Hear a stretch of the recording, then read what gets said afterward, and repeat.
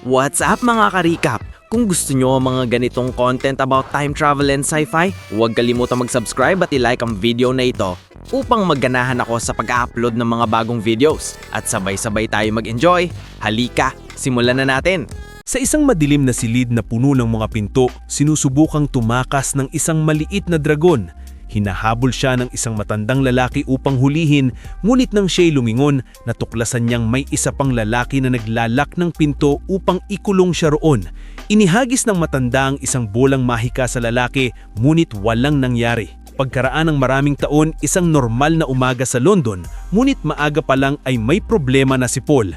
Nahuli siya ng gising, naputol ang sintas ng kanyang sapatos, nasira ang toaster at kinailangan niyang magmadali papunta sa lugar kung saan siya may job interview. Habang papunta roon, isang kakaibang matandang lalaki na nagngangalang Monty ang sumingit upang makipagkwentuhan.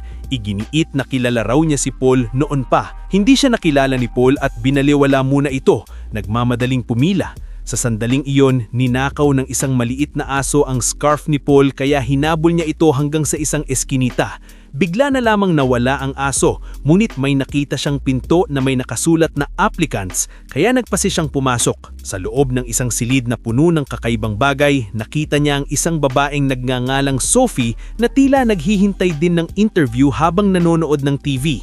Umupo si Paul sa tabi niya at nabigong makapagsimula ng usapan, kaya nanood na rin siya ng TV at natuklasang hindi niya napanood ang intro tungkol sa kumpanya. Hindi pa rin niya alam kung ano ang trabaho, taning alam niya na ang pangalan ng kumpanya ay Wells & Co. Ang brochure sa mesa ay hindi rin nakatulong at nakasulat lamang na Feeling Lucky. Biglang umalingaw-ngaw ang tawanan sa silid at pumasok si Mr. Tanner. Pinaalis niya ang isa pang aplikante bago sinabihan si Paul na sumunod sa kanya at tila alam pa niya ang pangalan ni Paul nang hindi nagtatanong. Umakyat sila sa pangunahing opisina kung saan naghihintay ang boss na si Wells kasama ang iba pang miyembro ng board na sina Van Spey, Judy at Casimir. Tinanong nila si Paul ng maraming kakaibang tanong at sinagot niya ang makakaya niya, ngunit hindi nawala ang kanyang pagkalito at pagkaasiwa. Napansin din niya ang mga bitak sa wallpaper na parabang mukhang mapa ng London. Hindi ito makita ng iba, ngunit humanga si Wells. Kasama ang palad, pinaalis siya ni Tanner, sinasabing sapat na ang kanilang narinig. Paglabas ni Paul sa gusali, nakita niya ang aso na hawak ang kanyang scarf na tila naghihintay sa kanya. Ilang sandali pa nga, pag-uwi ni Paul ay nalaman niyang lilipat na ang kanyang roommate at nauwi ito sa pagtatalo dahil hindi niya kayang bayaran ng renta mag-isa. Biglang may kakaibang kuko na nagtulak ng isang liham sa butas ng pinto. Nagmadaling kunin ito ni Paul at nagulat nang makita na galing ito kay Wells kahit hindi niya ibinigay ang kanyang address. Mas lalo pa siyang nagulat nang mabasa na pumasa siya sa interview kaya nagdiwang siya. Kinabukasan, pumasok si Paul sa trabaho na positibo ang pananaw. Ang receptionist na si Rosie ay hindi ring nagsabi kung ano ang trabaho.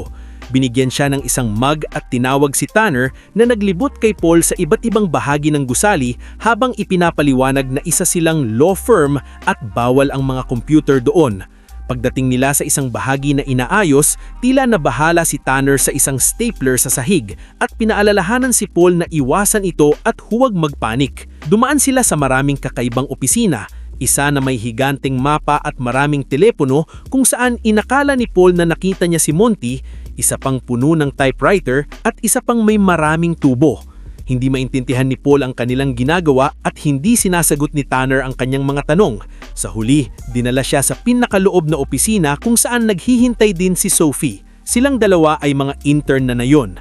Nangakong may magdadala sa kanila ng mga gawain bago umalis si Tanner.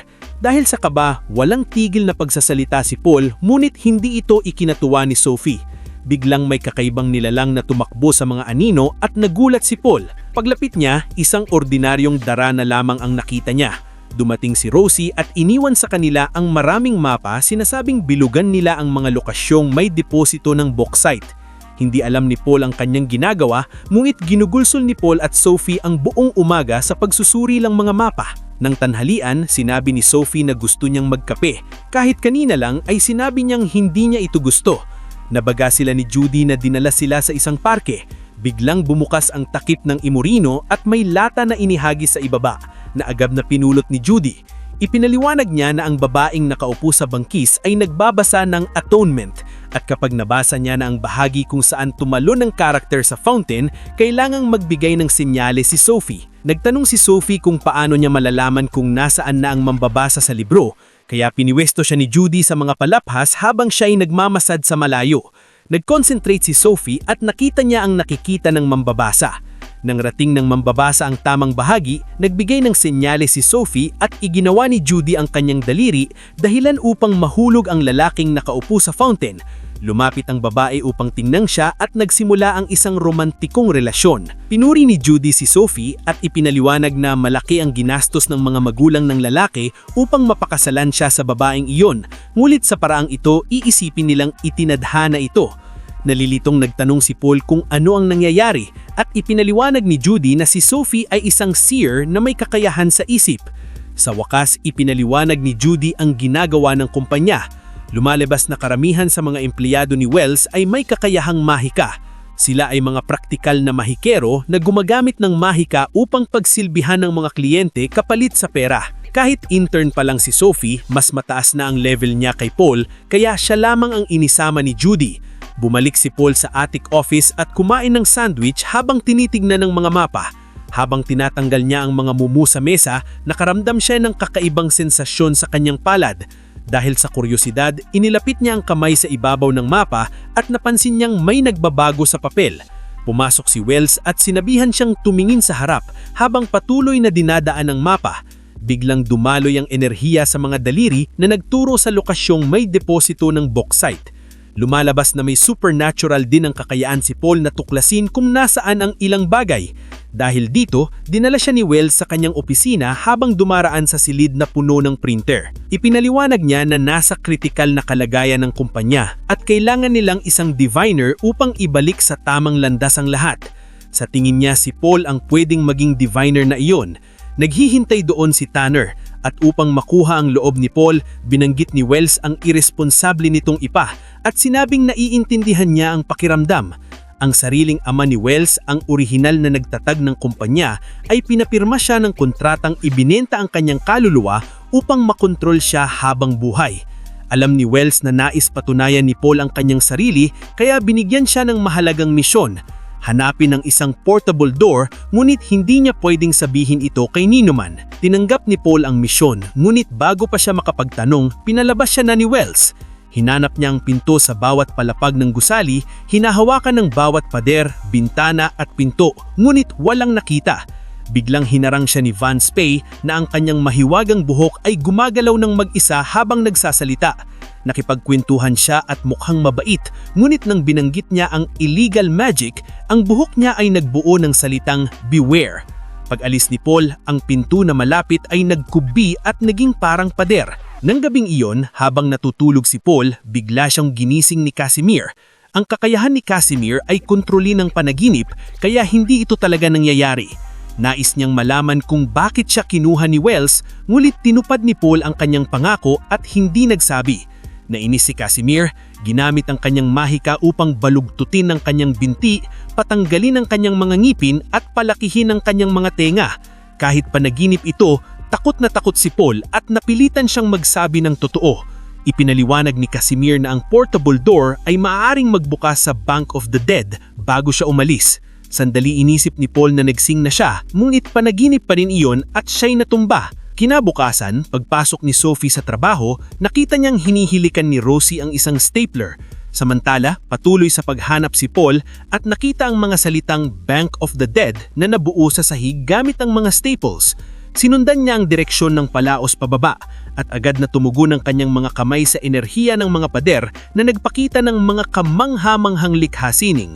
Sa huli, natagpuan niya ang isang madilim na basement at isang roll-up door na may nakasulat na Goblins Only. Binuksan pa rin ito ni Paul, ngunit sa loob ay isang ordinaryong bodega lamang. Bago pa niya ito masuring mabuti, dumating si Tanner at pinalaya siya.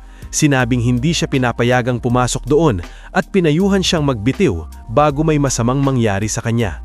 Samantala, patuloy na nagtatrabaho si Sophie kasama si Judy na patuloy na tumatanggap ng mga mensahe mula sa mga kamay na lumalabas sa mga imburnal. Ipinaliwanag ni Judy na ang mga kamay na iyon ay pagmamay-ari ng mga goblin na matagal nang nakikipagtulungan sa mga salamangkero at kayang magmasid sa mga tao nang hindi napapansin. Para sa misyon ngayon, pinapirma ni Judy si Sophie ng isang lost pet sa isang tindahan upang muling magtagpo ang may-ari at ang kanyang pinsan makalipas ang ilang araw. Ang nawawalang asong iyon ay ang aso sa larawan, ang asong may hawak ng scarf ni Paul. Samantala, patuloy na naghahanap si Paul sa gusali mulit walang natatagpuan. Pagbalik niya sa opisina, nadatnan niya si Tanner na nakikipagtalo kay Sophie tungkol sa problema sa kanyang kontrata.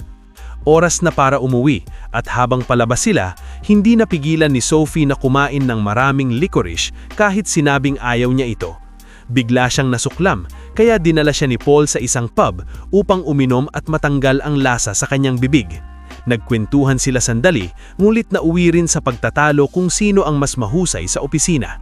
Kinabukasan, nakasalubong ni Paul si Casimir sa trabaho, ngulit kumilos ang lalaki na parang ngayon lang silang nagkita mula nung interview. Pagkatapos, sa hagdan, nakasalubong niya si Monty na umaming sinadya niyang gambalain si Paul nung isang araw upang dito siya mag-interview sa halip na sa orihinal niyang pupuntahan. Ayaw sana siyang payagan ni Monty, ngunit iginiit ni Paul hanggang sa makabalik si Sophie sa misteryosong silid na nakita niya kahapon. Sinundan ni Paul ang sensasyon sa kanyang kamay at natuklasang ilusyon lamang ang mga bagay sa loob. Tumawid siya at pumasok sa ibang silid na puno ng kakaibang specimen at sari-saring mahiwagang gamit. Habang sinusuri niya ang lugar, nakita niya ang isang stapler sa sahig. Nang subukan niya itong hawakan, itinulak siya pabalik. Ginamit niya ang kanyang kapangyarihan at natuklasang may espiritu ng goblin sa loob ng stapler. Itinuro siya ng nilalang sa isang direksyon bago ito naglaho. Nag-concentrate si Paul sa kanyang kamay at sa wakas ay nailabas niya sa pagkakatago ang portable door. Dahil sa kuryosidad, pumasok siya rito at nang isara niya, naging tuwalya ang portable door at napunta siya sa ibang bahagi ng gusali.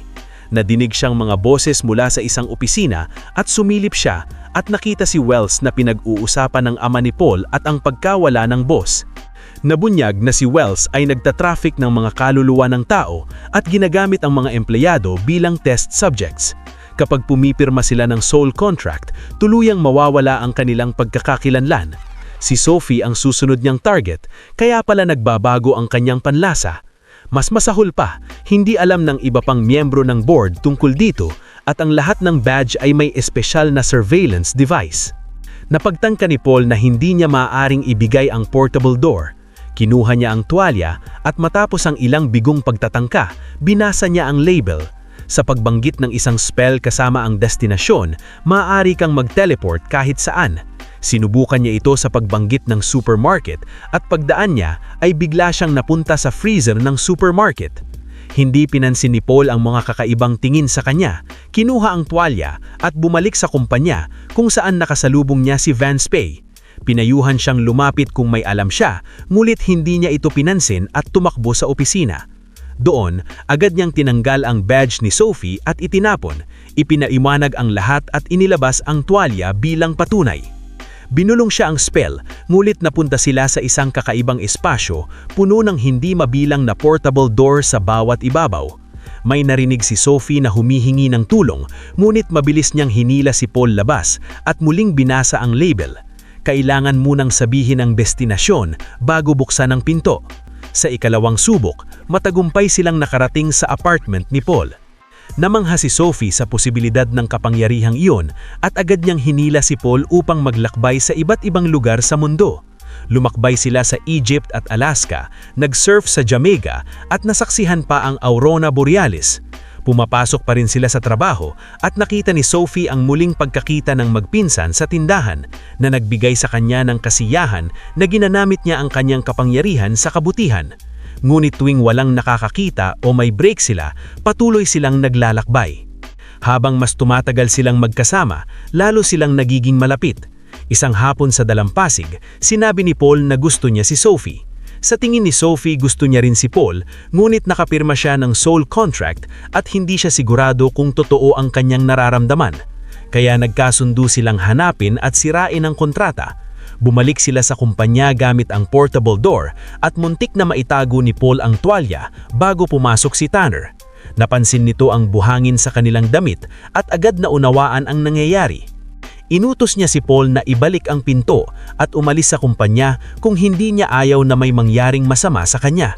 Pag-alis niya, nagtalunan sina Paul at Sophie, ngunit nagkasundo silang bumalik mamaya para sa kontrata.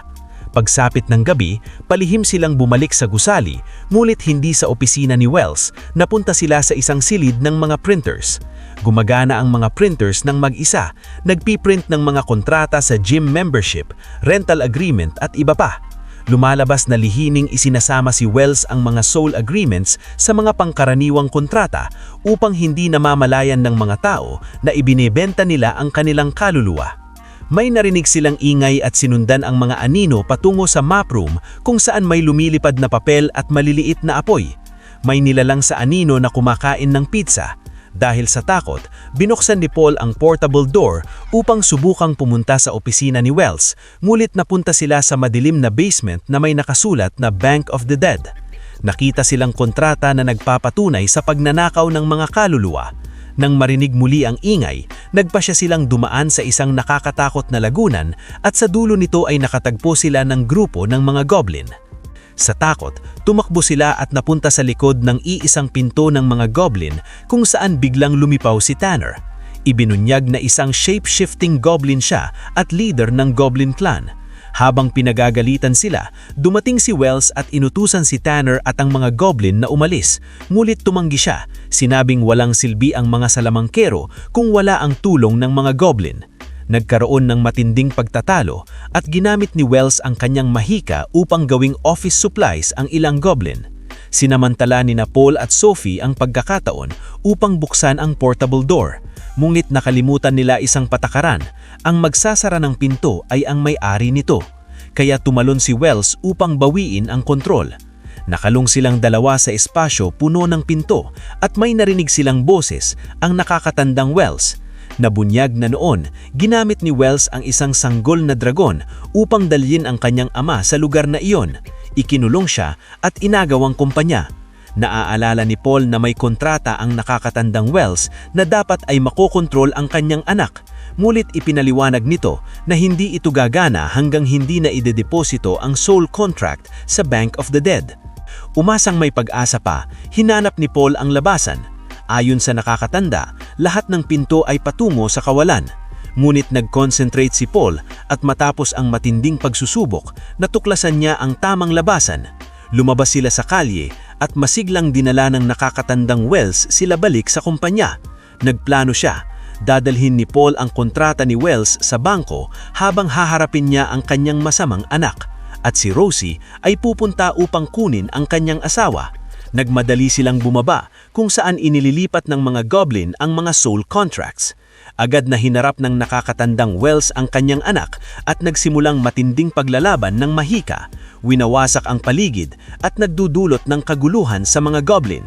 Habang lumilipad ang mahikang enerhiya, sinubukan ni Paul at Sophie na kunin ang pinto, ngunit natumba si Paul at nabihagag ng mga goblin. Ginamit ni Sophie ang kanyang kapangyarihan upang tawagin si Judy, ngunit sinugod sila ng mga goblin. Sinubukan ni Paul na iligtas si Sophie, ngunit nahuli sa isang lambat. Sa sandaling iyon, dumating si Rosie na may hawak ng stapler at itinapon ito sa nakakatandang Wells na gumamit ng mahika upang tamaan ang stapler at ilabas ang goblin na nakalung sa loob. Ibinunyag ni Rosie na isa rin siyang goblin at nakipag-meet sa kakalayang goblin. Ang dalawa pala ay ang mga magulang ni Tanner. Habang nagkakaroon sila ng emosyonal na sandali bilang pamilya, sinamantala ni Wells ang pagkakataon upang sorpresahin ang kanyang ama at muli niya itong ikinulong. Sinubukan ni Paul na atakehin siya, ngunit mabilis ang mahika ni Wells at itinulak siya palayo. Sa sandaling iyon, dumating na rin sa eksena ang iba pang miyembro ng board at sinubukang pigilan si Wells. Ngunit inilayo niya ang mga ito sa pamamagitan ng pagbabanta na papatayin ng kanyang ama. Pagkatapos ay ginamit niya ang kanyang mahika upang bihagin si Sophie at hiniling kay Paul na ibigay ang kanyang soul contract kapalit ng buhay nito. Biglang nakipag-ugnayan si Sophie kay Paul sa pamamagitan ng telepathy at sinabi na maaari niyang gamitin ang kanyang kapangyarihan upang lumikha ng mga portal door mula sa wala. Nag-concentrate si Paul at iniunat ang kanyang kamay, dahilan upang lumitaw ang ilang pinto sa kanyang harapan. Lumikha siya ng isa sa ilalim ng kanyang mga paa at tumalon papunta sa Bank of the Dead, kung saan agad niyang ibinigay ang sole contract ni Wells sa isang empleyado at humiling ng espesyal na palitan. Sa sandaling makuha ng empleyado ang kaluluwa ng pumirma, agad nawala ang kapangyarihan ni Wells. Dahil dito, nagawa ng nakatatandang Wells na ikulong ang kanyang masamang anak gamit ang mahika habang kinuha ni Sophie ang tuwalya upang buksan ang pinto patungo sa madilim na silid. Pagkatapos, ikinulong ng nakatatandang Wells ang kanyang anak bilang kabayaran sa mga pinagdaanan niya sa nakalipas na mga taon. Pinunit din niya ang mga tagubilin sa paggamit ng tuwalya, sinasabing hindi na muling magbubukas ang pinto. Nag-alala si Sophie para kay Paul, ngunit bumalik ito gamit ang sarili niyang kapangyarihan at iniabot kay Sophie ang kanyang sariling kontrata na nakuha niya kapalit ng kay Wells. Habang nagdiriwang ang lahat, sa wakas ay naghalikan ng dalawa. Pagkatapos kinuha ni Paul ang tuwalya at itinapon ito sa loob ng isang laundry truck upang wala nang makagamit nito muli. Sa huli, nagkaroon ng pagpupulong ang board kasama sina Sophie at Paul upang alukin sila ng permanenteng trabaho. Tinanggap nila ito at gamit ang kanyang telepathy, sinabi ni Sophie kay Paul na totoo ang kanyang nararamdaman kaya naghawak sila ng kamay. Samantala, napunta ang tuwalya sa isang hotel kung saan may isang empleyadong aksidenteng nabigkas ang spell. Siguraduhing mag-subscribe at i-on ang notifications para makapanood pa ng mas marami pang ganitong mga video. Salamat sa panonood. Sana nag-enjoy kayo mga ka-recap. Anong masasabi niyo sa movie natin ngayon? Mag-iwan ng komento sa baba. At huwag kalimutang mag-subscribe sa ating channel para sa mga new updates at uploads. Kita-kits sa susunod na kwento. Salamat at mag-iingat tayong lahat!